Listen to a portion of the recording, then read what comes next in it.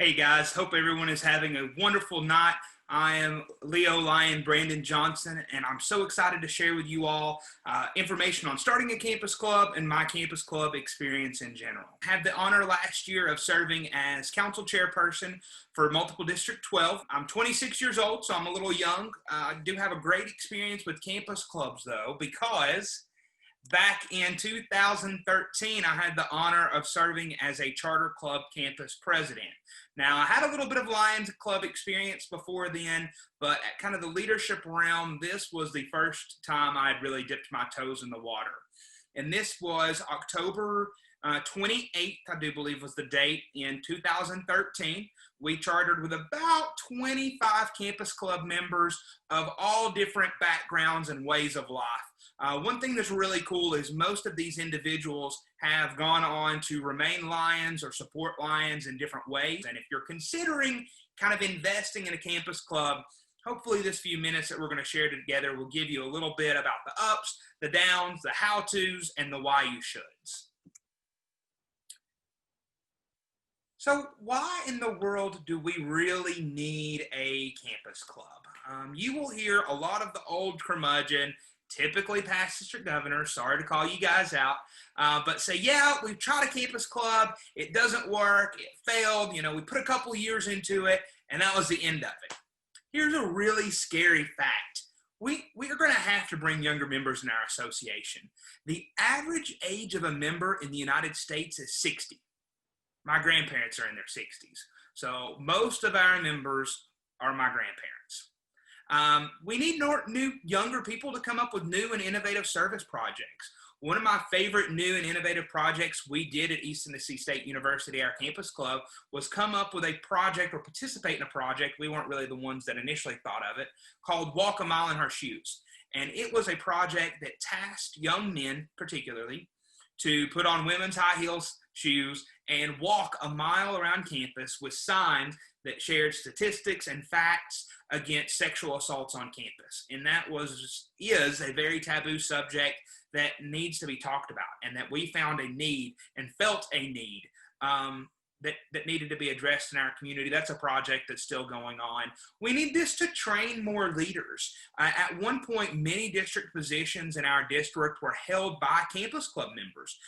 Everything from district public relations chairperson to district Leo club chairperson to district campus club, obviously, chairperson, etc.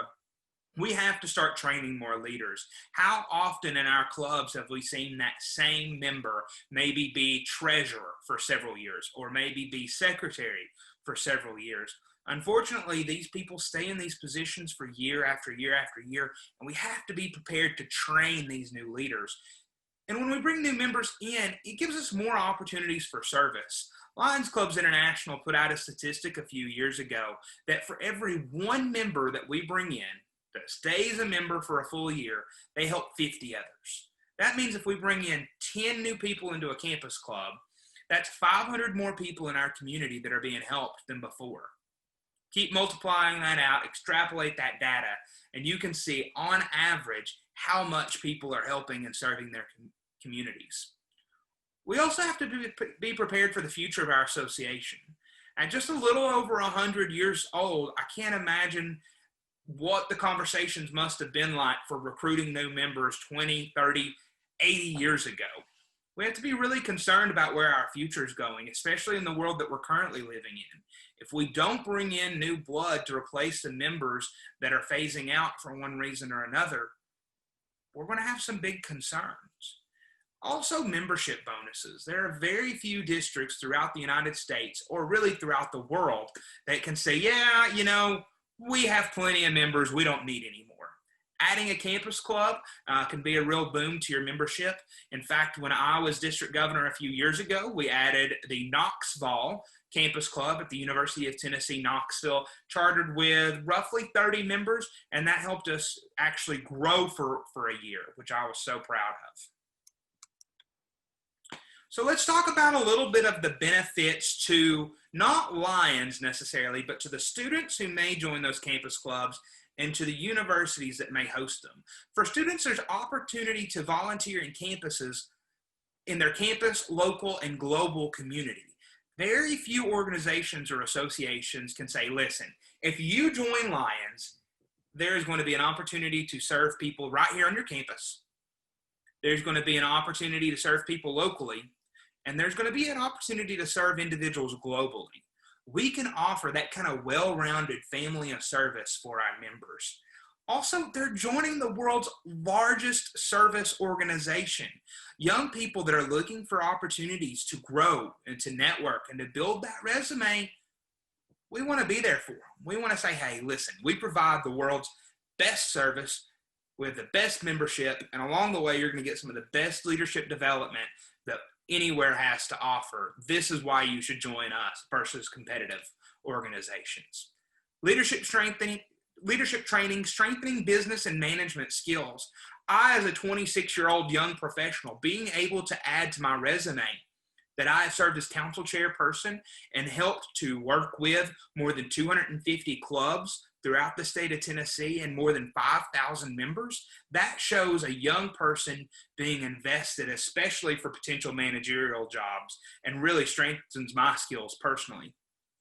Networking, that is an absolutely wonderful benefit for students. There were and still are a lot of campus club members in the ETSU campus club where we would say, hey, brand new Lion Bobby, what do you want to grow up and do when you graduate? And they would say, oh, I want to be a pediatrician.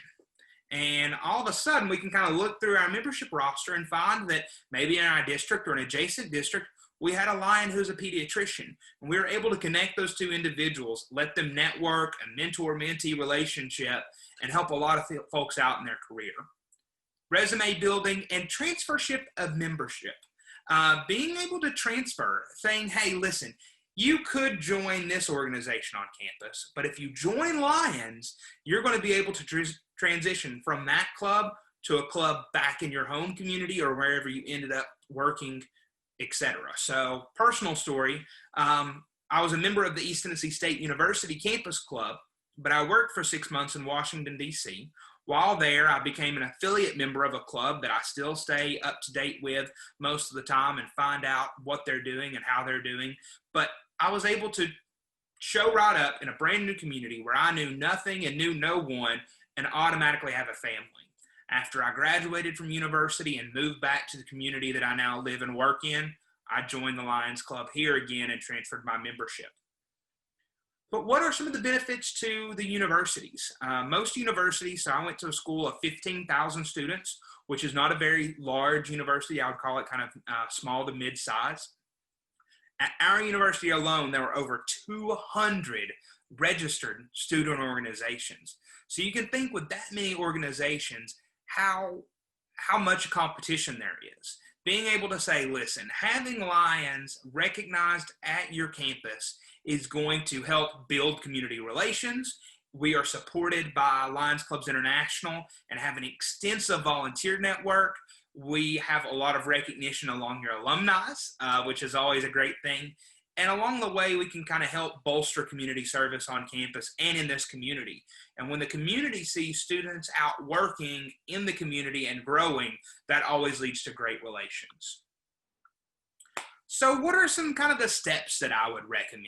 First, you have to have the passion. It's not about what you do, but it's about why you do it.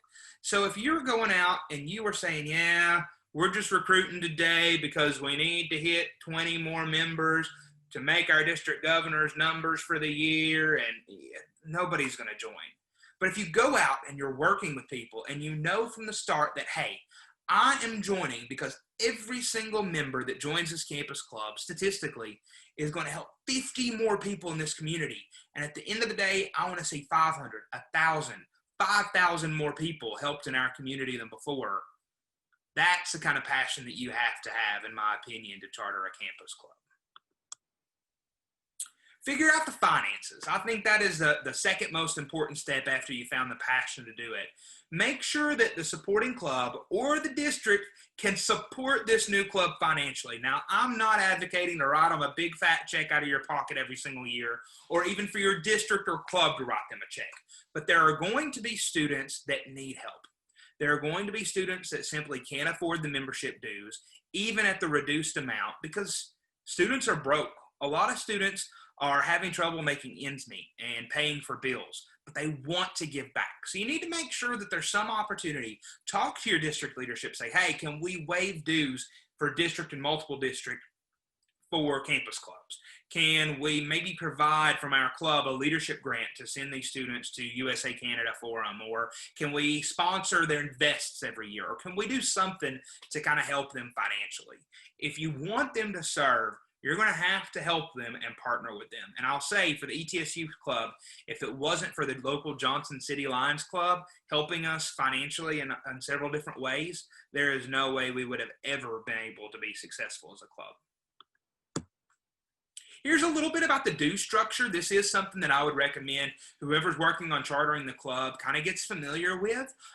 There are different charter fee levels, and these do change sometimes for students that are traditional students, so like 18 to 30, students over the age of 30, which we had in our club. We had several non-traditional students in our club, and then non-students, faculty member, and alumni. So over the years, the campus club has had especially faculty members that join and become members, and alumni that join. So make sure you're kind of aware of what that due structure looks like, who's paying what, etc. It can get you in a real big pickle if you kind of budget, hey, here's how much you need to charter, and then all of a sudden 3/4 of the members are faculty members, for example, and then there's a whole lot more dues involved than anybody ever anticipated.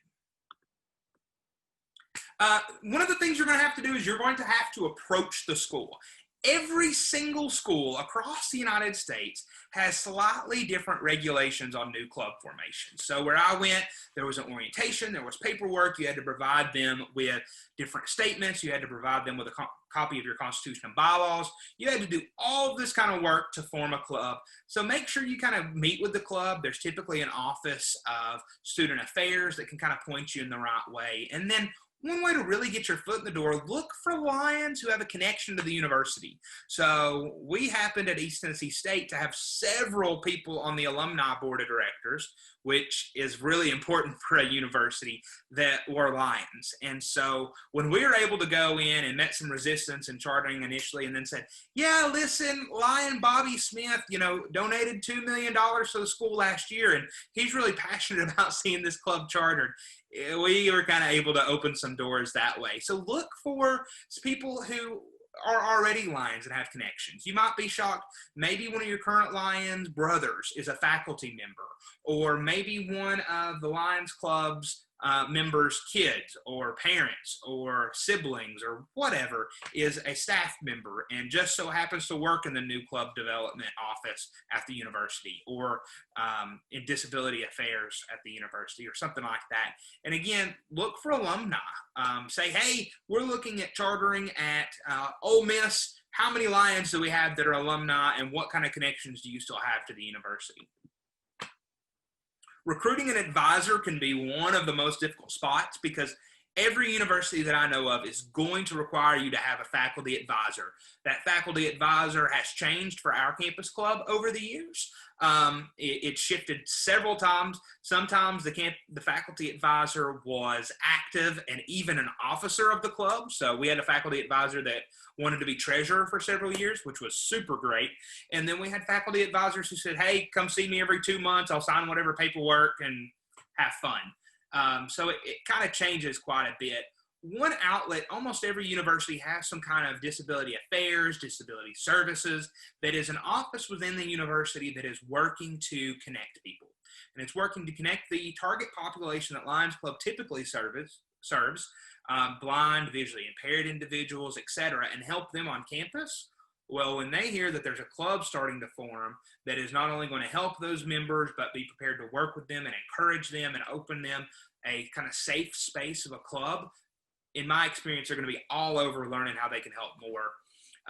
Find children, grandchildren, friends that are at the university that already know about Lions. You would be shocked how often we would be setting up and a member would come by and say, yeah, that kind of logo looks familiar, the student would say. I was a Leo in high school. Does that have anything to do with this? and they had no clue that Leos and Lions were connected, and we were able to share that and talk to them about how and why they should join our campus club. Student Affairs Office is going to be able to provide you with potential leaders. Every Student Affairs Office that I've ever encouraged kind of keeps track on, okay, Susan here is president of the student government. They're also active in these organizations. Thomas and Jill, etc.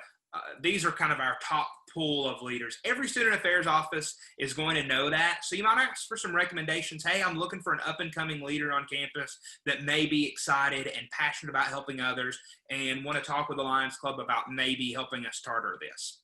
Finally, tabling is a great thing at a university that's kind of unique to universities that you don't see very often. You do typically have to have permission to do this from the Student Affairs Office, but just setting up a table, having some of your all-star recruiters go out, share what Lions Club is about, and pass out pamphlets, etc. Once you kind of have some members that are signed up through the Student Affairs Office, Disability Affairs, tabling, etc., once you get 20, now I like to see 30, 40, 50 people host an informational meeting. This is a meeting where you're going to say, hey, listen, come on out. We're going to have free Chick-fil-A. We're going to have free pizza. Side note, students love free food. Say that you got something free to come out just to hear your spiel. Bring some of your all-star recruiters. Don't bring, Lion Bob, who is a curmudgeon and hateful and you don't even really like yourself. Bring those younger members. Bring those exciting members. If there's something that I can help with, I'll give you my contact information at the end. I would love to come out and work on your campus and help recruit some people. I don't have I'm 26, so I'm starting to get gray hair, but I might be still able to recruit at a campus so far. Don't wear the vest, really, if you can help it. Don't dress too nicely. No need to wear a coat and tie. Just be relaxed. Now, that's not me saying come out in an AC/DC shirt, ripped jeans, and, a mullet or something. But I'm saying come normal. Don't be off-putting. Don't dress over. Just be down to earth with these students. Most of the time, they're going to show up in, Nike shorts and a T-shirt anyway. Share your introduction to Lions. Share testimonials. Share videos. But also, you want to make it kind of short. 45-ish minutes, so you don't have a whole lot of time, but these students are busy, so make sure it's something where you can get in and out. Share what other campus clubs are doing so that they can see that they're a network and that they are joining an association that doesn't just have traditional clubs, but other campus clubs. And then 2-to-1 system. This is a great idea. If you can find the manpower and you have the number of recruiters, say, listen, have 2 Lions to talk to every 1 potential. And what that helps, it helps conversation from kind of getting stagnant, especially for eating and over dinner. Maybe you have a married couple that can sit down with a potential Lion and kind of share their experiences. And that seems to make conversation go a whole lot smoother. Top rules, once you get your campus club, make sure to recognize their hard work. These are going to be students who are working full-time in a lot of cases, students full-time in almost every case, and still giving back to their community. Make sure to do something. It can be small, but just to recognize them. Help them, again, financially any way that you can. Don't use them as workhorses. I can't tell you how many times I've worked with a club and they've said, yeah, we really have got all this environmental projects that we've kind of gotten ourselves into, and we need some young whippersnappers to go out on the road every Saturday and clean it up while we run the fundraisers. That ain't how this works, guys. Don't use them as workhorses. See them as peers. See them as equals. And don't treat them as a lesser member. Don't treat them as half of a member because they're younger. Treat them as a full member and recognize and appreciate what they bring to the table. Also, every young Lion that I know, while I love Leo Club, a lot of young Lions have found it insulting when you call them Leos. I don't think that's a dig against Leos, but all of a sudden when most of our Leos here are under the age of 18 and you're going to a 21 or 22-year-old and calling them a Leo, it's almost like calling them a kid in some ways. And so just be careful not to do that. let's stay connected. There's my email address, brandonjohnson1994@gmail.com. Or if you want to add me on Facebook, I have a public page because my family was complaining that I posted so much Lions Club stuff on my personal page. But Leo Lyon, Brandon Johnson, past council chair, would love to connect with you, maybe talk through with you about chartering a campus club in your area and seeing how I can help